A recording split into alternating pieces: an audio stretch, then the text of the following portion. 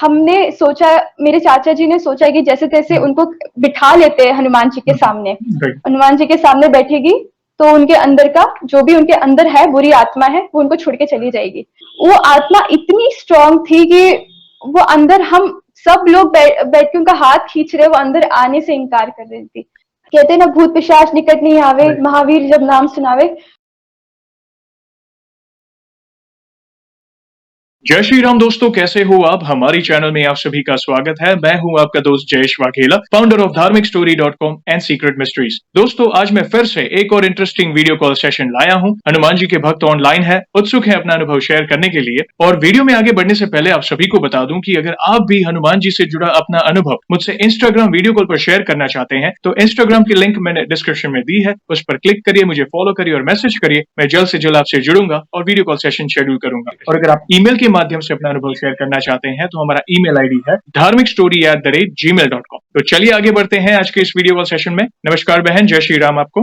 जय श्री राम भैया। आपका बहुत बहुत स्वागत है आज के इस वीडियो कॉल सेशन में, और धन्यवाद भी जो आप अपना समय निकाल रहे हैं और इनिशिएटिव ले रहे हैं अपना अनुभव शेयर करने के लिए। Most welcome. सबसे पहला सवाल ये बताइए कि आपका पूरा नाम क्या है, आप कहाँ से बिलोंग करते हैं और आप क्या करते हैं। भैया मेरा नाम निशिता है और मैं महाराष्ट्र के नागपुर शहर से बिलोंग करती हूँ। फिलहाल अभी मैं ट्रैवल एंड टूरिज्म मैनेजमेंट में अपना ग्रेजुएशन कर रही हूँ बैंगलोर यूनिवर्सिटी से। बहुत अच्छा लगा जानकर, और हमें ये भी अच्छा लगता है जब एक युवा आगे आता है और प्रभु से जुड़े अपना अनुभव बताता है, क्योंकि कहीं ना कहीं आज का जो युवा है जो भटक गया है, आपके अनुभव को सुनकर उन्हें कहता ना ये आई ओपनिंग वीडियो हो जाती है कि कहीं ना कहीं उन्हें एक गोल मिलता है लाइफ में, एक मार्ग मिलता है। जो भटके हुए हैं तो कहते हैं ना उनको एक स्थिरता आती है जब भक्तों के अनुभव सुनते हो, स्पेशली युवाओं के अनुभव। बहुत अच्छा लग रहा है आपसे जुड़कर। और जैसे आपको पता है कि ये जो सेशन है हमारे बालाजी महाराज से जुड़ा है, तो दूसरा सवाल उन्हीं से जुड़ा है कि ये बताइए कि जीवन में सबसे पहले आपने हनुमान जी की भक्ति कब शुरू की थी, यानी उनकी पूजा पाठ जीवन के ऐसे कौन से मोड़ पर शुरू की और कौन से पाठ वगैरह करते थे, आप डिटेल में सारे भक्तों को बता सकते हैं। हनुमान जी की पाठ तो हम स्टार्टिंग से करते थे, मेरा परिवार, मेरे पिताजी का परिवार सब शुरू से करते थे। लेकिन ऐसा कोई कंटिन्यूएशन में नहीं था, मतलब हर दिन नहीं होता था। कभी श्री कृष्ण जी का हो जाता था पूजा, कभी लक्ष्मी माता का, कभी गणपति बाप्पा का। तो और हम सारे भगवान की पूजा करते थे। और ऐसा कभी भी नहीं होता था कि सारा परिवार एक साथ बैठ के उनकी पूजा करता था। सब अपना अपना आते थे, अपने अकेले करते थे और चले जाते थे। हम 2012 की बात है, मेरे पिताजी के साथ कुछ हनुमान जी का एक कुछ ऐसा अनुभव हुआ जिसके बाद से उन्होंने डिसाइड किया कि अब वो पूरी तरीके से हनुमान जी के शरण में आ जाएंगे और पूरे परिवार के साथ ही भक्ति करेंगे, अकेले ऐसे नहीं करेंगे। अच्छा लगा जानकर कि बचपन से ही आपके घर में भक्ति भाव वाला वातावरण रहा है। जिसके घर में भक्ति भाव वाला वातावरण पहले से ही होता है ना, तो घर के बच्चों में बचपन से ही कहीं ना कहीं वो मैच्योरिटी दिखने लगती है बचपन से ही। तो हम बहुत उत्सुक हैं बहन आपके अनुभव को डिटेल में जानने के लिए। तो प्लीज वन बाय वन आपके अनुभव को आप डिटेल में शेयर कर सकते हैं। सबसे पहले मैं अपना खुद का एक्सपीरियंस बताना चाहती हूँ, जो अभी हाल ही में अगस्त के महीने में हुआ था, लास्ट वीक। जी। तो अगस्त के आखिरी महीने में, लास्ट हफ्ते में हुआ था। तो मैं अभी अभी अपने घर से वापस आई थी, 24 अगस्त को घर से वापस आ गई थी। और तब बैंगलोर में बहुत ज्यादा डेंगू के केसेस बढ़ गए थे। ये बात का मुझे कोई खबर नहीं थी कि बैंगलोर में क्या चल रहा है, क्या हो रहा है, कौन सी बीमारियां फैल रही है। तो सबसे पहले मेरे को बुखार आना शुरू हो गया और ये बढ़ता गया, सिलसिला आ रहा था जा रहा था, वायरल फीवर हो गया था।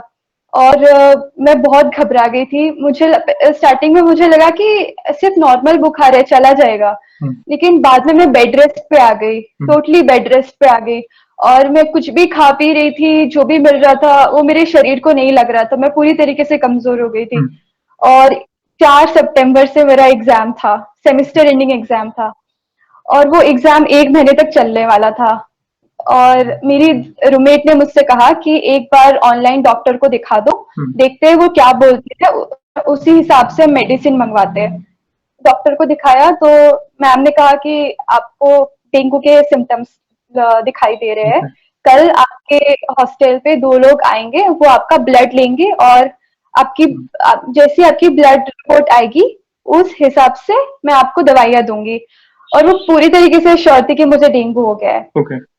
तो वो अगले दिन 2 लोग आते हैं, मेरा ब्लड लेते हैं और लेके चले जाते हैं। और मैं बहुत घबराई हुई थी। रात को बहुत तेज बुखार आ गया था फिर से। मैंने अपनी दोस्त को कहा कि चलो हम दोनों बैठ के हनुमान चालीसा का पाठ करते हैं, लेकिन मैं उठ के बैठ के भी नहीं कर पाऊंगी, मैं लेट के करती हूँ। ओके। और मुझे उसी टाइम बहुत ठंड लग रही थी, बहुत चिल्स आ रहे थे। मैंने हनुमान चालीसा का पाठ किया और सपने में हनुमान जी आते हैं और उसी जगह पे जो जगह मेरा बेड का जगह है, उसी के जस्ट सामने वाली दीवार पे हनुमान जी थे, 12 फीट ऊंचे। और उनके पीछे से बहुत बड़ी रोशनी आ रही थी। मैं आपको दिखाती हूँ वो कैसे, जैसे हम तस्वीरों में हनुमान जी को देखते हैं, जी। बिल्कुल वैसे, बिल्कुल ऐसे थे, बिल्कुल ऐसे। क्या बात। अगर आपको दिखाई, बिल्कुल ऐसे थे हनुमान जी। और मैं बहुत ही शॉक में थी। ऐसा लग रहा था हुआ है, असली में हुआ है, पूरा एक्सपीरियंस इतना रियल लग रहा था। मैं उठ के बैठ गई, मैंने उनको प्रणाम किया और मैंने बोला, बाबा मेरे साथ कुछ भी ठीक नहीं चल रहा है, मेरे एग्जाम्स आने वाले हैं और मुझे ऐसा लग रहा है कि मैं इस बार के एग्जाम्स बिल्कुल नहीं दे पाऊंगी। तो बाबा ने एक पुस्तक दिखाई, उनके हाथों में एक पुस्तक प्रकट हुई और वो लाल रंग की पुस्तक थी। उन्होंने मुझे बोला, बेटा ये लाल रंग की पुस्तक है जिसपे मेरा चेहरा है, तुम इसका पाठ करो। मैंने बोला कि बाबा मैं जरूर करूंगी, आप बस मुझे इस किताब का नाम बता दीजिए, मैं जरूर पढ़ूंगी इस किताब को। उस समय बाबा अदृश्य हो गए और मेरा सपना टूट गया।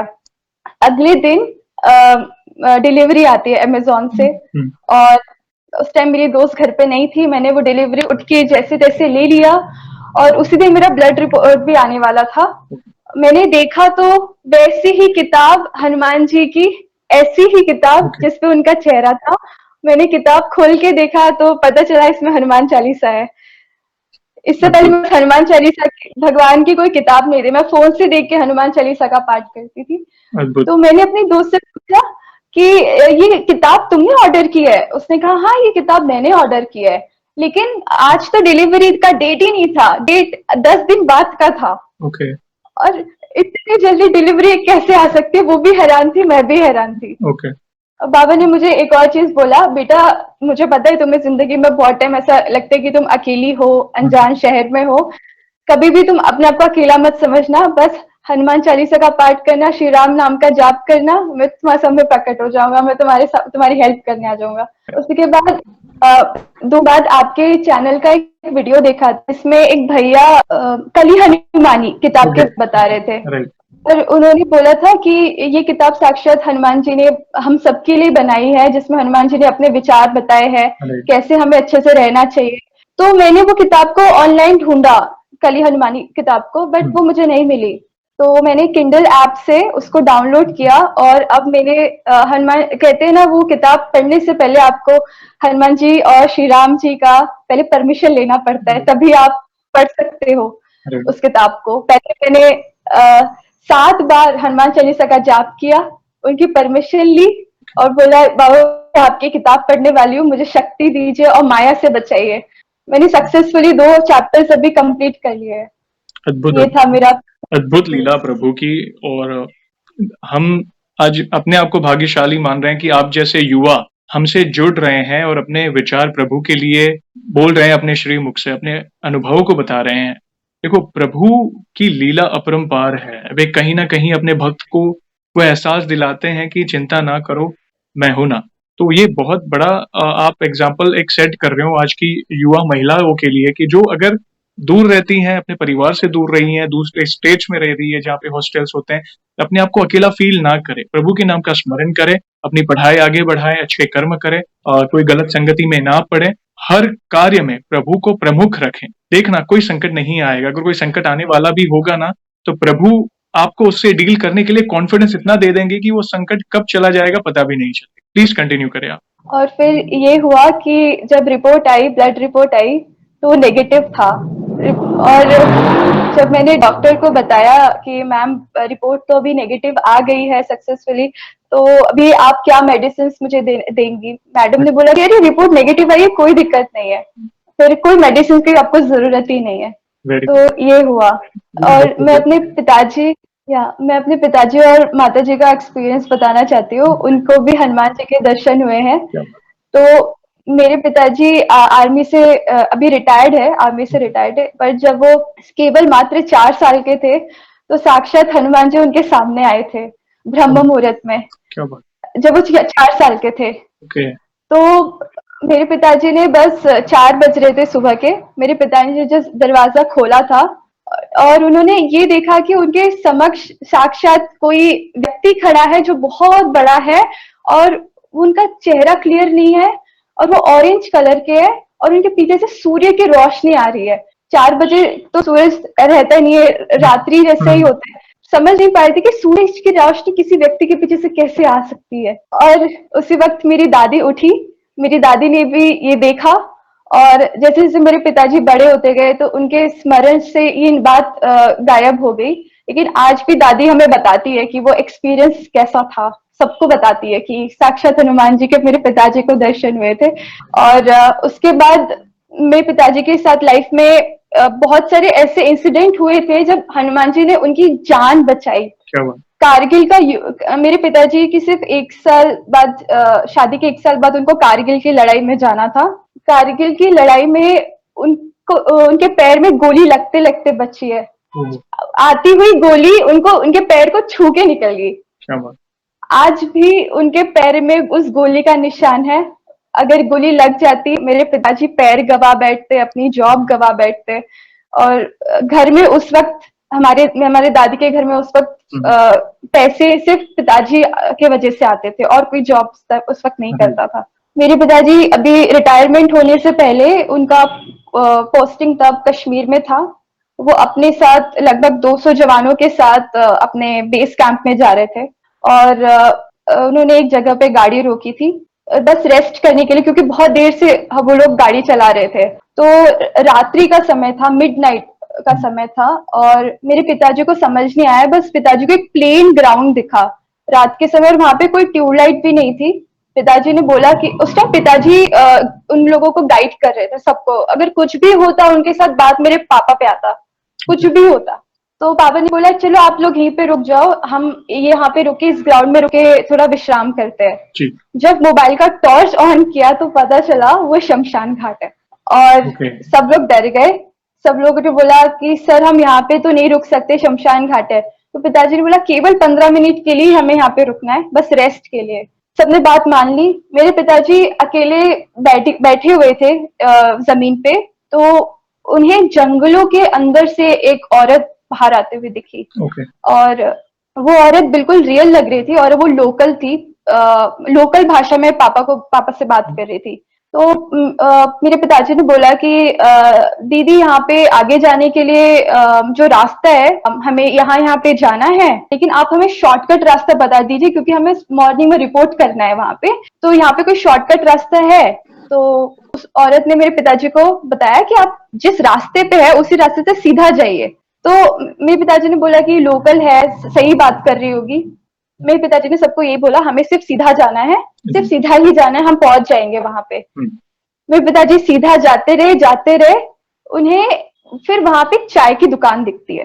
ओह! तो पापा ने बोला कि चलो ठीक है थोड़ा विश्राम कर लेते हैं, चाय वाय पी के फ्रेश हो जाएंगे, रिफ्रेश हो जाएंगे, फिर आगे की जर्नी कंटिन्यू करेंगे। और वो चाय वाला मेरे पिताजी को देख के और सबको देख के हैरान हो गया, इतने सारे लोग इस रास्ते पे क्या कर रहे हैं इतनी रात को। मेरे पिताजी ने फिर उन्हें बताया कि हमें अपने बेस कैंप जाना है, एक ओके। औरत मिली थी शमशान घाट पे, उसने हमें ये रास्ता बताया। तो बोला भैया कौन सी औरत? मैंने बोला मिली है शमशान घाट पे। बोला कि भैया आपको पता है आप कहाँ पे जा रहे हो? पिताजी ने बोला हाँ हम वहां पे जा रहे हैं। नहीं नहीं भैया आप खाई में जा रहे हो। अगर ओहो! आपकी गाड़ी 50 मीटर और आगे बढ़ती सबसे पहले आप ही की ही गाड़ी खाई में जाती। ओके। तो मेरे पिताजी ने, उनके मन में, वो तो हैरान थे ही, लेकिन उनके मन में एक प्रश्न आया कि पर इस व्यक्ति की दुकान खाई के पास कर क्या रही है इतनी रात को, शुरू क्यों है, वो जगा हुआ क्यों है? अभी तो उसको सो जाना चाहिए हुँ, और खाई के पास खुद ना कोई अपनी दुकान लगाता है। मेरे पिताजी समझ गए कि नहीं ये कोई साधारण व्यक्ति नहीं है, ये हनुमान जी है। फिर मेरे पिताजी ने उस दिन वो एक्सपीरियंस किया। मेरे पिताजी आज भी कहते हैं कि उन्होंने मेरी ही जान नहीं बचाई, मेरे साथ जो इतने सारे जवान चल रहे थे हुँ, उनकी भी जान बचाई, वरना सबके सब मौत के मुंह में होते आज। हुँ। तो ये उनका एक्सपीरियंस प्रभु की लीला अपरंपार है। जब कहते हैं ना कि हमारी सोच खत्म होती है, तब प्रभु अपनी लीला खेल जाते हैं। उनको पता है मेरे भक्त को कैसे बचाना है, और ये सब हमारी समझ के परे है। अगर हम किसी को बोले तो भी बोलेगा कोई कि अरे ये तो कुछ भी बोल रहा है। मगर जिसके साथ ये अनुभव होता है ना, वो जानता है कि नहीं, ये मेरे प्रभु थे। कहीं ना कहीं अचानक कोई व्यवस्था का होना, असंभव को संभव करना, ये प्रभु ही कर सकते हैं। ये हमारी मनुष्य की बुद्धि से परे है, हमारी सोच का दायरा है, हमारी सोच वहां तक पहुंच ही नहीं सकती। ये उनकी लीला है। हम आप रुकिए मत बहन, आप कंटिन्यू करें, हम बहुत और सुनना चाहते हैं, हम बहुत क्यूरियस है, प्लीज।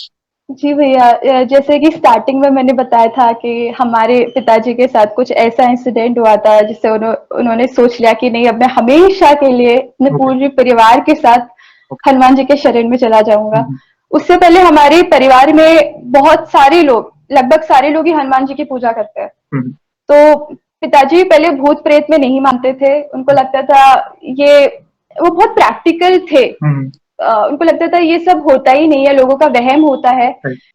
जब मेरे पिताजी छुट्टी के वक्त हमारे गांव आए हुए थे, दादी के घर आए हुए थे, तब वहां पे एक प्रोग्राम था जिसमें मेरी दूर की चाची आई हुई थी अपने बेटे के साथ।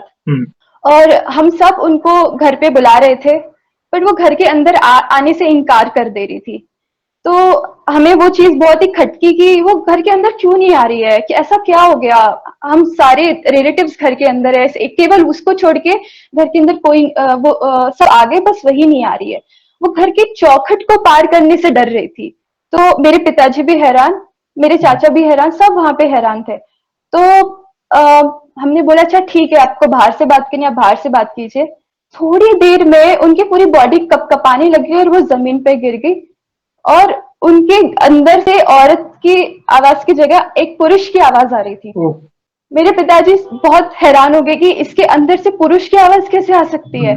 और उनका पूरा शरीर कांप रहा था और उनके पूरे बाल खुल गए थे। वो अपने आप को मारे जा रही है।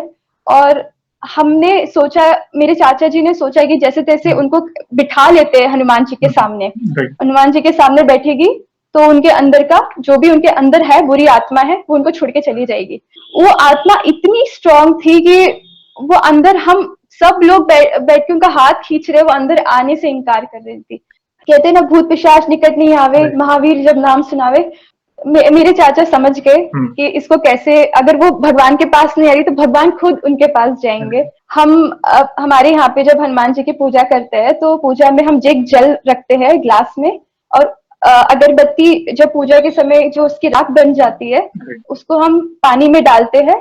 और बाबा हनुमान जी, बाबा हनुमान जी, बाबा हनुमान जी का जाप करके 3 बार और फूंक मारते हैं।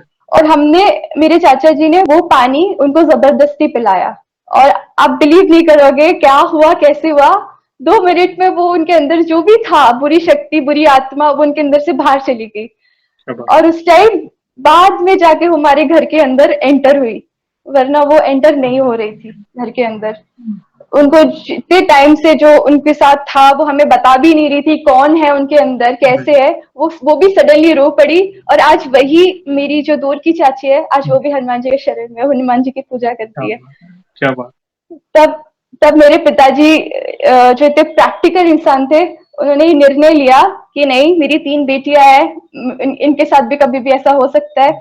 वो भी उसके बाद हनुमान जी के शरण में आ गए और आज हमें 12 साल पूरे हो गए हैं हनुमान जी के शरण में आए हुए। ये भी अद्भुत लीला। कलयुग के सबसे जागृत देव हैं हमारे प्रिय बजरंगबली, जो थोड़ी भक्ति से भी प्रसन्न होकर अपनी भक्त की सहायता करने दौड़े चले आते हैं। और आपने सही कहा ना, भूत पिशाच निकट नहीं आवे, महावीर जब नाम सुनावे। जिस पर हनुमान जी की कृपा होती है और जहाँ पे प्रभु की उपस्थिति होती है ना, जिस घर में, इसलिए तो कहते हैं ना, पूजा पाठ, प्रभु के नाम का स्मरण, भजन कीर्तन, नाम जप, चालीसा का पाठ, ये घर में होना बहुत जरूरी है। देखो, ये सबसे बड़ा, ये लोग कहते हैं ना कि कुछ नहीं होता, कंटाला आता है, बोर होते हैं, कि नहीं करना, ओवर प्रैक्टिकल हो गए हैं, वेस्टर्न कल्चर को एडॉप्ट कर लिए हैं।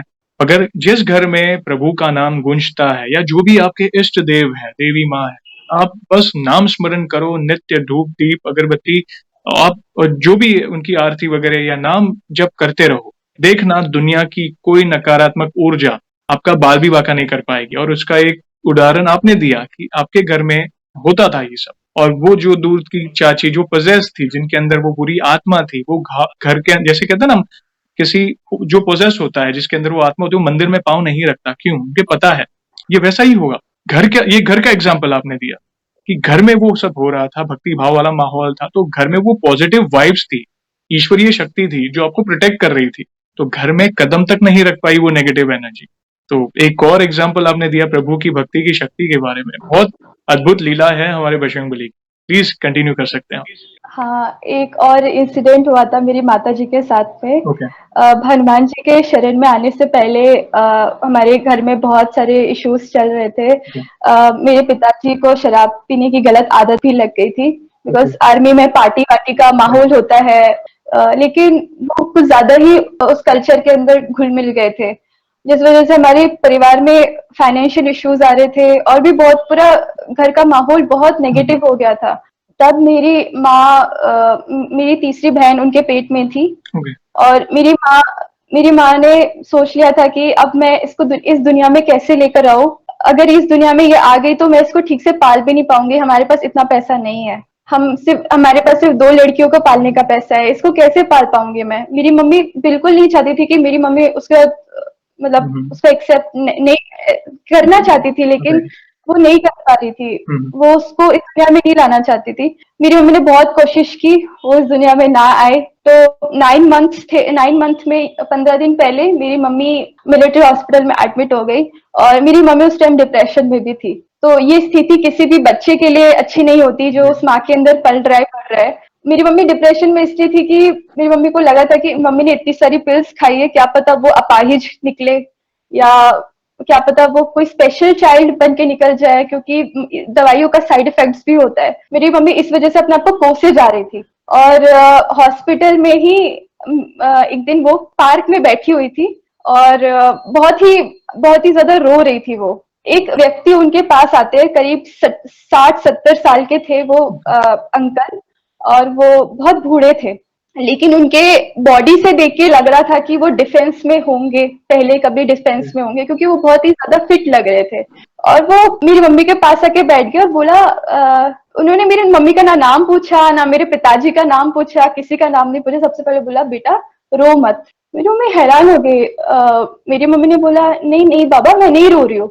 मैं बोला, नहीं बेटा, मुझे पता है तुम बहुत दिनों से रो रही हो। मेरी मम्मी हैरान थी। मैंने बोला, इनको मैंने आज से पहले कभी नहीं देखा हॉस्पिटल में। मैं 15 दिन से हॉस्पिटल में हूँ, मैंने आज तक इनको कभी नहीं देखा, अचानक से कोई कैसे आ गया यहाँ पे। उन्होंने बोला, मेरी मम्मी ने फिर उनसे अपनी सारी बातें शेयर किया कि देखिए पापा, ऐसा ऐसा है मेरे साथ, मैंने गलती कर दी कुछ, और अब ये बच्ची आने वाली है, क्या होगा इस बच्चे का, ये बॉडी अच्छी तो होगी ना उसकी, या फिर क्या होगा, मुझे समझ नहीं आ रहा। मैं अपने आप को कोसे जा रही हूँ, मैं आज जिंदगी में अपने आप को माफ नहीं करूंगी अगर इसके साथ कुछ ऐसा हो गया तो बाबा ने बोला, बेटा इस बच्चे को आने दो इस दुनिया में।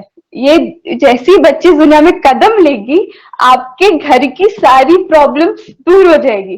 सारी प्रॉब्लम्स, फाइनेंशियल प्रॉब्लम्स, घर में जो नेगेटिव एनर्जी, घर में जो सब नेगेटिव माहौल था, वो आपके पति सब ठीक हो जाएंगे। मेरी मम्मी हैरान हो गई, कोई ऐसे इतनी पॉजिटिव बातें, कोई इतने टाइम बाद कोई मेरी मम्मी को समझ पा रहा है। मेरी मम्मी इतनी खुश हो गई। मेरी मम्मी ने उन बाबा जी के पैर छुए और आप बिलीव नहीं करोगे, उस दिन के बाद से बाबा जी दिखाई भी नहीं दिए।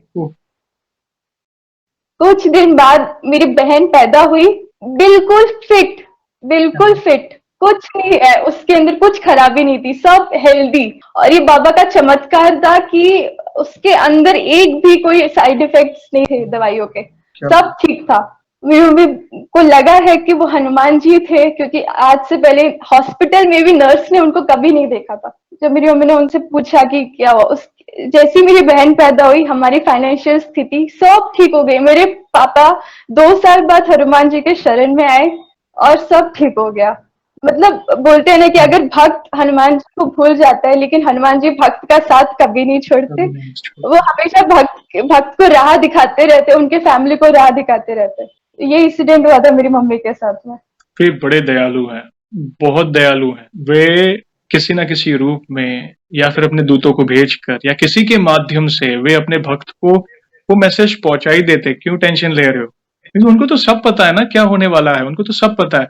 मैंने पहले ही बताया कि हमारा एक दायरा है सोचने का, हमें तो आगे का नहीं पता होता, प्रभु तो सब कुछ लेखा जोखा सब पता है। तो वो बहुत भाग्यशाली है आपकी माता जी की हमको वो आश्वासन मिला और वो प्रेजेंस उन्होंने वो फील की और वो कॉन्फिडेंस उन्होंने कि भाई कोई है जो जो मुझे मोटिवेट करने आया है कि आप टेंशन ना लो, सब सही होगा। और हुआ भी, उनकी जो वाणी थी, तो कौन कहता है चमत्कार नहीं होते, ये देखो उसका साक्षात उदाहरण। विशेष कृपा है आप पर, वे कुछ गलत नहीं होने देंगे। बहन रुकिए मत, प्लीज और कोई अनुभव तो शेयर करें। जब हम दिल्ली कैंट में थे, मैं मात्र 2 साल की थी, 2003 की बात है। ओके। हम दिल्ली कैंट में थे और हमारा जो पहला क्वार्टर हमें मिला था, उसमें एक व्यक्ति की नेगेटिव एनर्जी थी वहां पे। ओके। मेरी दूसरी बहन उस वक्त पैदा ही हुई थी और मेरी मम्मी को आभास होता था कोई उनको गलत तरीके से छूता है, कोई उनके आसपास रहता है। और मेरी मम्मी तब श्री कृष्ण भगवान की भक्त थी, तो वो तुलसी का पौधा लगाने की बहुत कोशिश की उन्होंने। हमारे आंगन के पीछे पीपल का पेड़ था, तुलसी का पौधा काला पड़ जाता था, पता नहीं क्यों काला पड़ जाता था। और मेरी नानी भी आई थी घर में, मेरी नानी मम्मी की हेल्प करने आई थी घर में। तो मेरी नानी जब पंखे की तरफ देखती थी तो उनको ऐसा लगता था कोई उनको घूर रहा है, कोई उनको देख रहा है।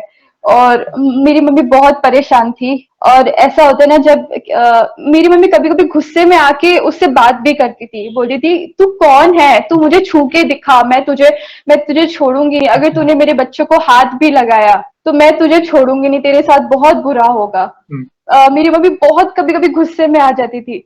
और मेरी मम्मी ने फिर एक दिन निश्चय किया कि वो मुझे और जो मेरी बहन है जो हाल ही में पैदा हुई थी, उसे रोज सैटरडे को हनुमान जी के मंदिर लेके जाएंगी, टीका लगाएंगी, उनका प्रसाद हम खाते थे और घर वापस आते थे। तो ये सिलसिला चलता रहा। मेरी मम्मी ने मेरे पिताजी को भी बताया कि ये सब मम्मी फील कर रही है। तो पिताजी तब इन सब चीजों में बिल्कुल मानते नहीं थे। उन्होंने बोला कि ये तेरा मन का वहम होगा, ऐसा हो ही नहीं सकता।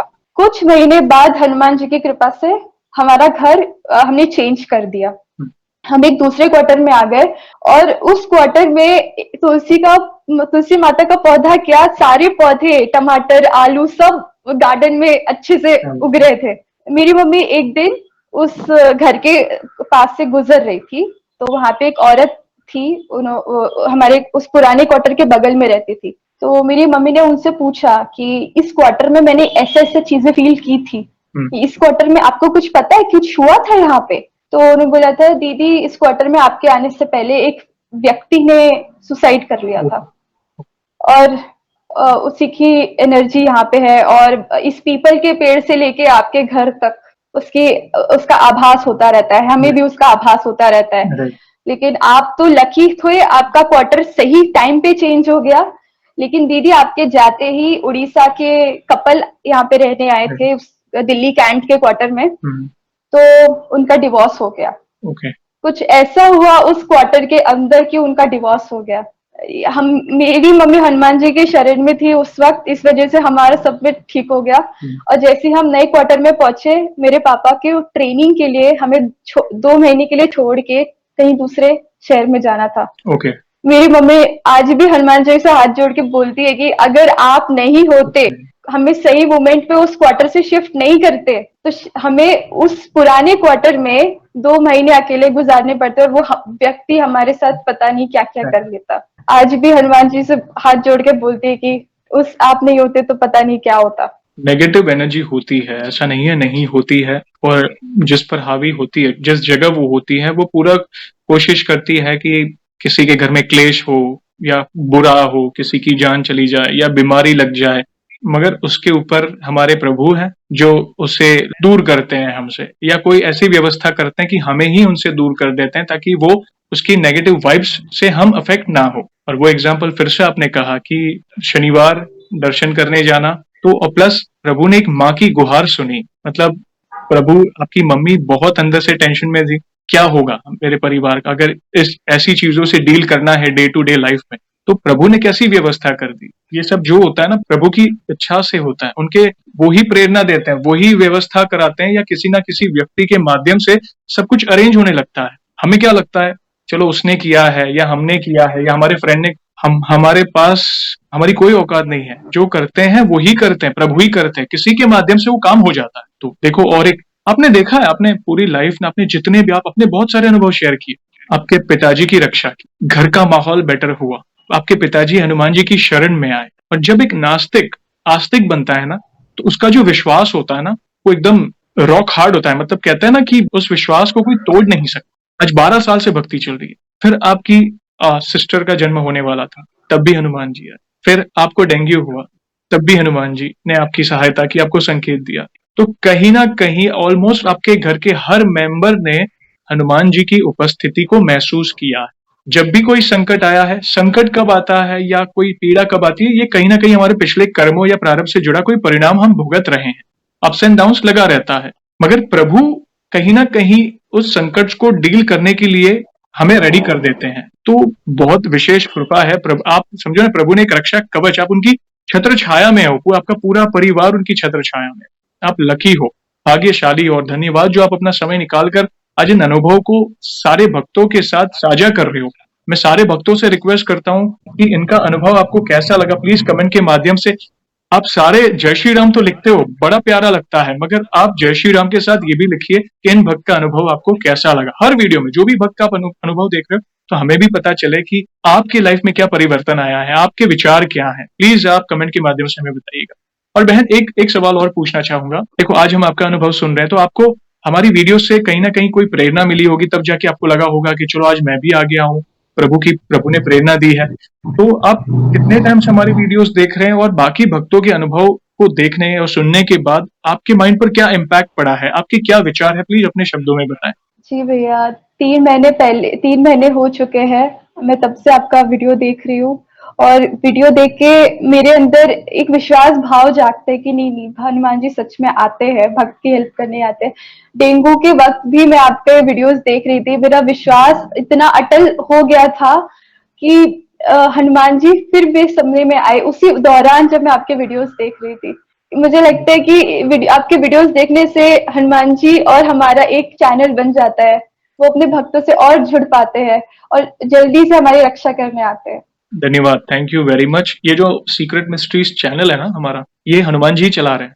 बस ऐसा समझिए, जो सारे भक्तों को एक कर रहे हैं। इस घोर कलयुग में इतनी नेगेटिविटी फैली हुई है, कंट्रोवर्सीज फैली हुई है, इंटरनेट जगत में इतनी अश्लीलता फैली हुई है, जिसमें ये जो एक कार्य है, जैसे कीचड़ में कमल होता है ना, ये वैसा कार्य है। हमने प्रयास किया और प्रभु, हमने एक कदम आगे बढ़ाया, प्रभु ने हमारा हाथ पकड़कर आगे बढ़ाते जा रहे हैं और सारे भक्तों को जोड़ते जा रहे हैं। तो ये प्रभु ही प्रेरणा दे रहे हैं, और आप जैसे भक्त आगे आ रहे हैं, आप ही के तो हम अनुभव शेयर कर रहे हैं। आप लोग ना आगे आते तो मैं नहीं, जो है वो नहीं नहीं होता। तो ये प्रभु ही सब करा रहे हैं। Thank you very much.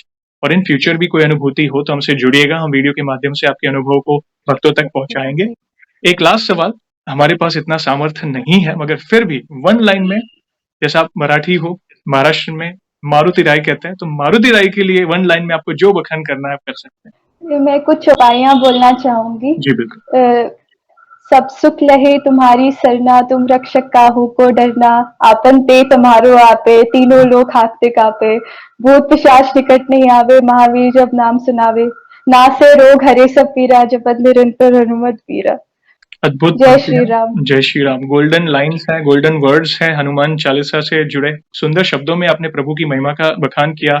और सेशन को एंड करने के पहले आपको तो पता ही है कि हम प्रभु श्री राम और हनुमान जी के नाम का जयकारा लगाएंगे और फिर सेशन को एंड करेंगे। तो आप जुड़िए, जो भी भक्त जहां कहीं से इस सेशन को देख रहा है, भारत में है, भारत के बाहर है, चल फिर रहा है, ऑफिस में, किचन में, प्लीज जुड़िए, फिर हम सेशन को एंड करेंगे। तो बोलिए सियावर रामचंद्र की जय। पवन सुत हनुमान की जय। आपका बहुत बहुत धन्यवाद बहन, once again thank you very much अपने प्यारे प्यारे अनुभव शेयर करने के लिए। जय श्री राम, जय हनुमान। जय श्री राम। जय हनुमान बाबा की जय।